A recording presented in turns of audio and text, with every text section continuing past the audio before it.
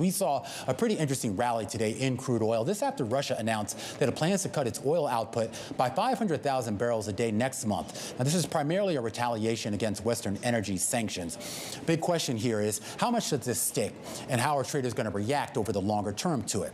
Rebecca Babin over at CIBC's Private Wealth Group, managing director there, joining us right now to walk us through this. And Rebecca, we know geopolitics has been a big driver in the energy markets for the last year or so.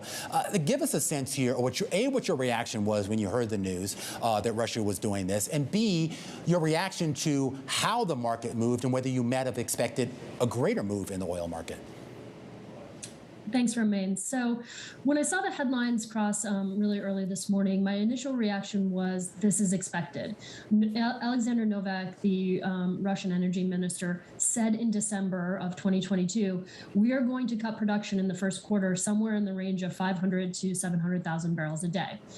So this to me was a confirmation of what something that had already been stated, and frankly is already in most analyst projections. And if you look at it, most analysts are actually projecting that Russian supply will drop by more than 500,000 barrels a day throughout the course of 2023.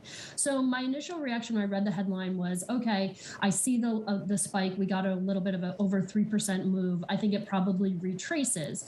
It did retrace, but it stuck a little bit more than I thought, mostly on the fact that we've had other supply disruptions this week, both out of Turkey and out of Kazakhstan. And so we don't have just one thing going on. And when you look at an 8% move on the week for crude, it's a confluence of things. So Russia certainly played a role, but I think the reason the move wasn't faded by traders, because I think it's already expected, is because we have other supply disruptions that are impacting the market as well. I want to talk about that in just a second, as well as some of the outlooks that we're going to get next week out of OPEC and IEA. I am curious just on Russia, Rebecca, if you will, give us a sense of what you feel about, I guess, the demand, because there seems to be this sense here in the market that the amount of demand that Russia seems to be, I guess, articulating that it has is probably a lot higher than it really is. What do you make of that?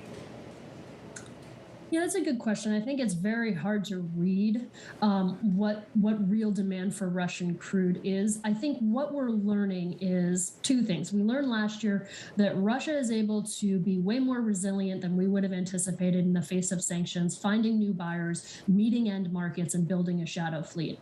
What we're recognizing now is they've probably bumped up against their capacity to continue to innovate around some of these sanctions, and that they're going to have to shut in.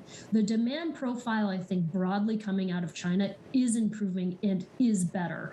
And there is a broad-based increase in demand happening across emerging markets. That is offset by what's happening in developed markets like US and Europe, where demand is kind of flatlining to stagnating and potentially coming off. So you've seen this divergence.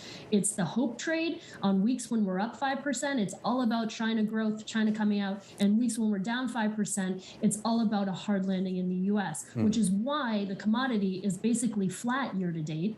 And we've just been kind of bumping up against those two narratives, East versus West. What do you think could potentially break us out of that range?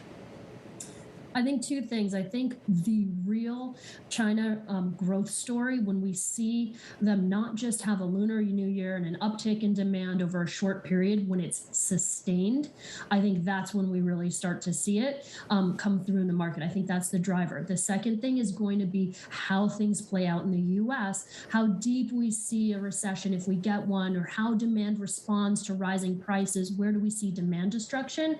I think everyone is positioning and ready for that second half rally when China really takes off, and the fact that the U.S. is kind of treading water is in place. I think that's true, but I do think a lot of positioning has been put in place, and there's a chance you get a disappointment as things are not as linear as we like them to be when we're looking at our models. When we talk about the supply side of the equation here, and who's producing what and what capacity the major producers have here, are you anticipating that there'll be any material shift in that, or is it just going to be the usual suspects? Good question. I think it's going to be the usual suspects. I don't see any major changes in how the global energy complex adapts to what's happening. I think we saw a lot of those shifts take place last year. I think what's going to be the most interesting thing is what happens in 2024. That is a period where we see growth in the U.S. really start to decelerate from these really high levels we've seen, and we get demand potentially picking up in the US and China, so simultaneous. And you see a lot of other producers, maybe in the Middle East, not have the same amount of growth as well. So I think the real story in commodities that you should be positioning for is in 2024. I think that's where the exciting stuff is going to happen.